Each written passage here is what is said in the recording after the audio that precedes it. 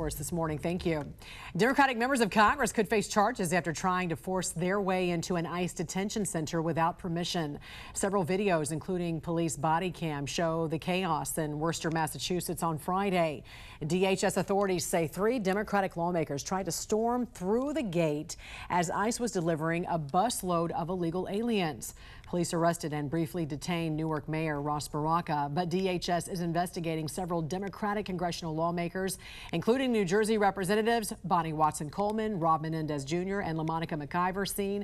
She was seen in the red jacket and she was pushing an ICE agent.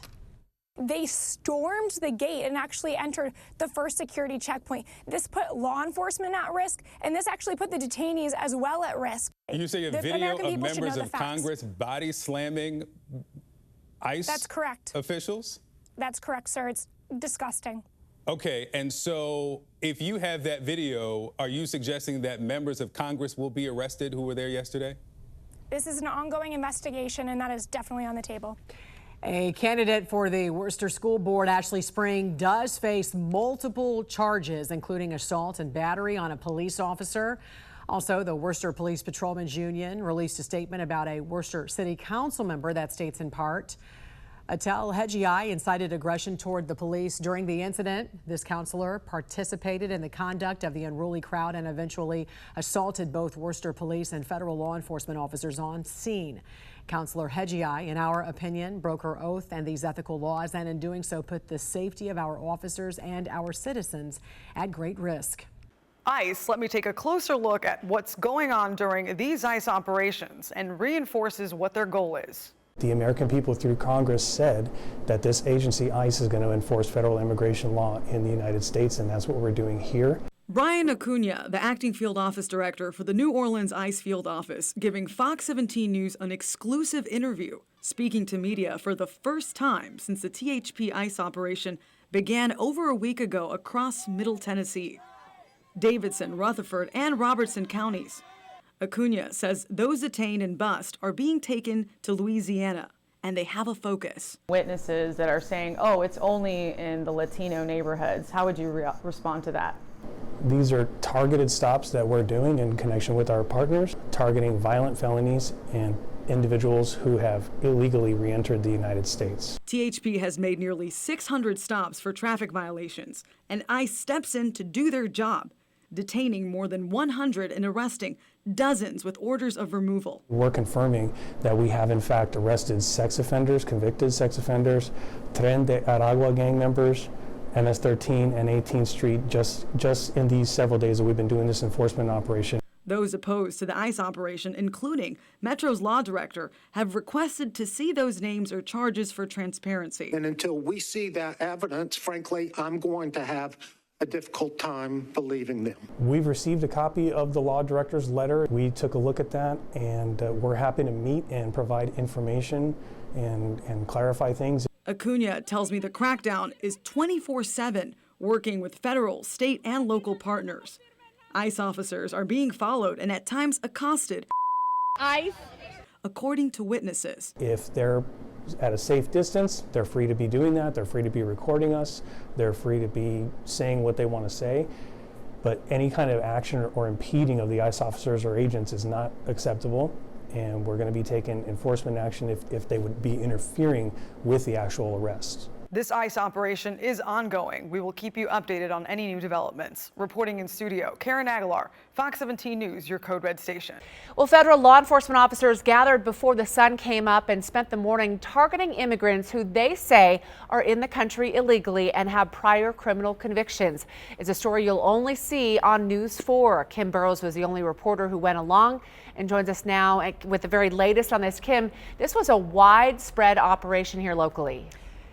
Shelby, it was. Officers from the Immigration and Customs Enforcement, or ICE, along with the FBI and other federal agencies, fanned out across northern Nevada in Reno, Sparks, Sun Valley, Dayton, and Carson City. They went looking for and arrested people who ICE says are in the country illegally and have those prior convictions. Federal law enforcement gathered at 5 a.m. ready to execute a plan to find immigrants they say shouldn't be in the country. The plan right now is just to get an eye. We have a good spot for an eye. As soon as he leaves, he's supposed to leave around 6:20. ICE officers zeroed in on a house in Carson City. Try to get set up here at a location where we have a long eye so we can see what's going on. However, we'll be far enough away that we're not going to be seen. Officers waited for about an hour when the suspect came out, but with a not ideal situation. 2 older kids were in the car.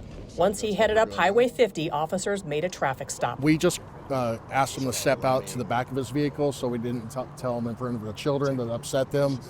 They are 17 and 18, so they're older. They know what's going on. However, then when we got to the back, we told him he had a warrant, an immigration warrant, and he was under arrest. They arrested 56-year-old Rodolfo Hernandez Yanez from Mexico. ICE says he was in the country illegally. And then in 2014, he was convicted of involuntary manslaughter.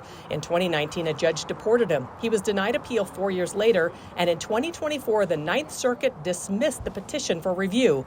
But he was still here. This arrest was one of about 16 before noon on Tuesday. Federal officers say since January, they've stepped up their deportation enforcements. This has been ongoing for quite some time.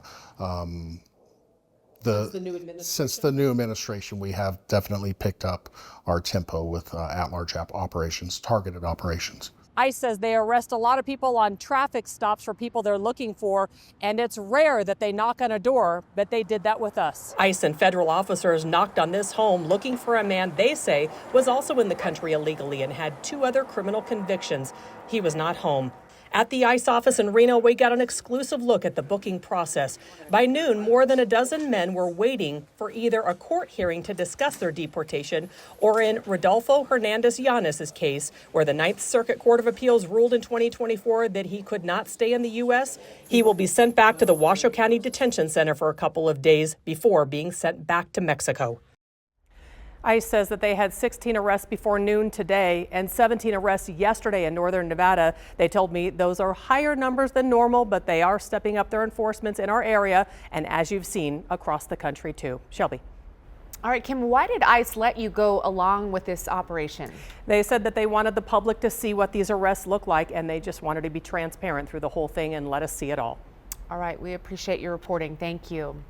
Well, it seems like what happened this morning in northern Nevada that caused community leaders with the Nevada Immigrant Coalition to host a virtual meeting to help educate community members on their rights. Last month, Nevada Immigrant Coalition leaders provided a list of about a dozen immigration enforcement incidents they've confirmed in southern Nevada.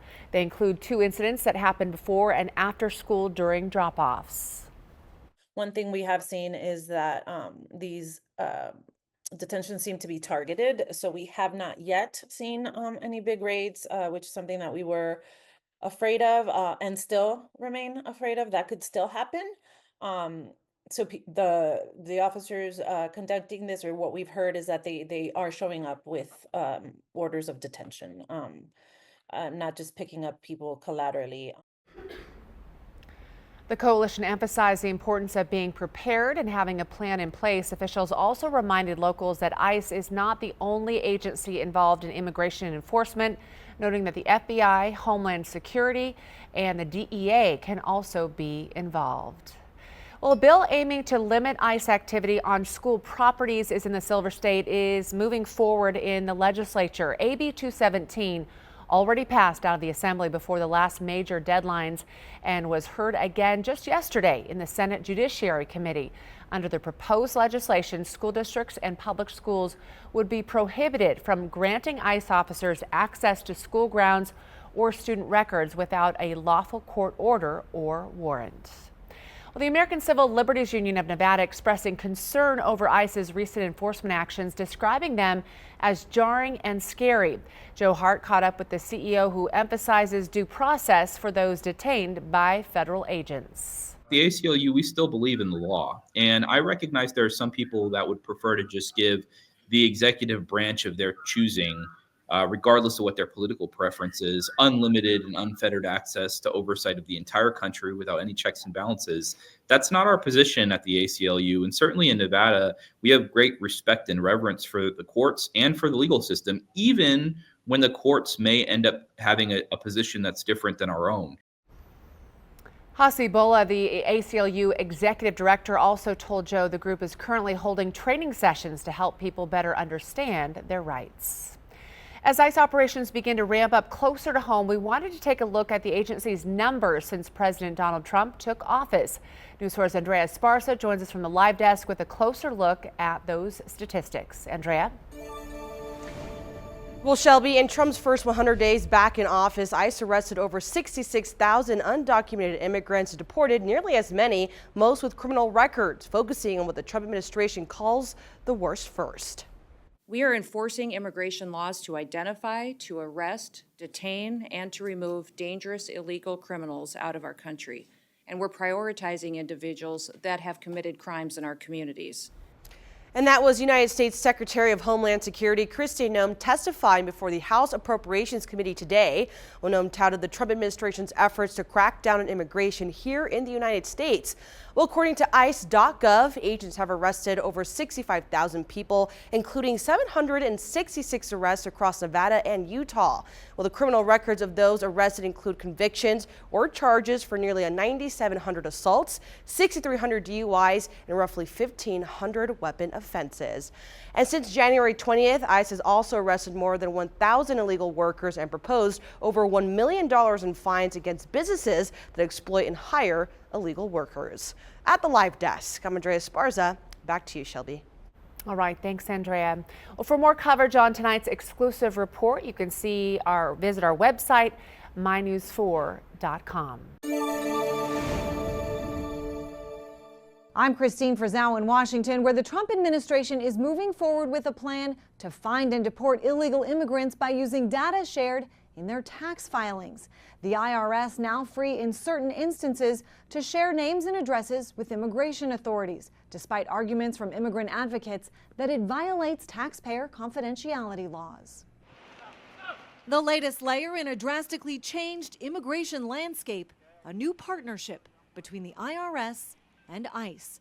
A federal judge declining to block the Internal Revenue Service from sharing highly sensitive taxpayer data with Immigration and Customs Enforcement, which critics call an unprecedented shift in federal tax policy and a breach in privacy. The real concern is that it's going to be used in a wholesale manner to transfer large batches of data out of the IRS to ICE, where it can no longer be controlled and it can be put to purposes for which it was not intended. The White House planning to use the information to track down criminal migrants, as well as those given final deportation orders, and quickly deport them. We're going to continue to forge ahead with this mass deportation campaign, and the president is open to all remedies to do that.